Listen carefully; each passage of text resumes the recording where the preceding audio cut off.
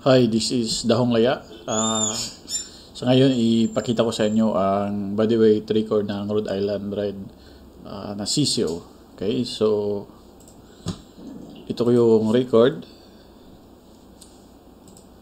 from day 1 to 3rd week. Okay, so by the way, yung feeding natin dito is yung feeding program na nasa website. So first 3 weeks ad libitum, so meaning always available yung feeds, and of course yung tubig always available. And then yung maintenance natin, Oriental Herb Nutrients, so OHN. So naglagay tayo ng OHN sa tubig every other day during evening lang po. Okay, so ito yung record. So hindi lahat ng araw na nakapag-record tayo, so meron lang 2, 4, 6, 8, 10, 11 days. So 11 days lang yung record, but that is from day 1 up to 3rd week or 21 days.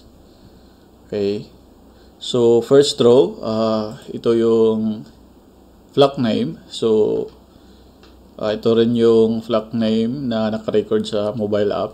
And then second row is yung date. So yung ito na batch is nahat sila January 1, New Year. Okay, and then the third row, yung edad nila, the number of days. And then yung column is yung mga record na natin. Okay, so random yung pagpili natin ng sisyo na itimbang. So hindi rin parehas yung number of chicks na tinimbang natin. By the way, sa batch na ito, they are 21 sisyo. Okay, so lagyan natin ng average.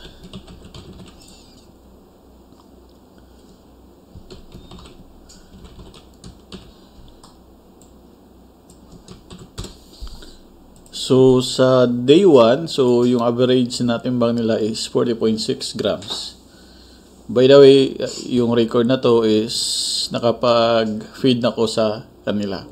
So may mga few grams na nadagdag kasi hindi ko na-record before ako feeding tsaka nagbigay ng tubig sa first day.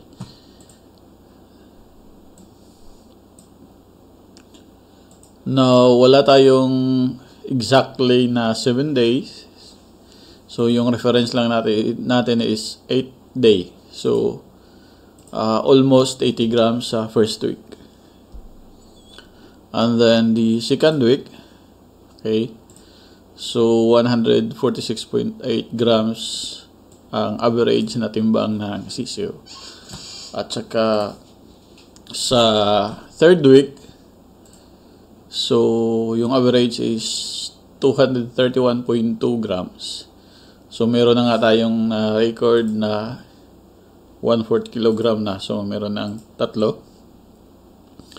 So ito ay resulta ng feeding program natin tsaka yung ginagamit natin na maintenance, yung OHN. So yung OHNs, yun na yung nagsilbi natin na vitamins at saka overall na supplement. Okay, thank you for watching.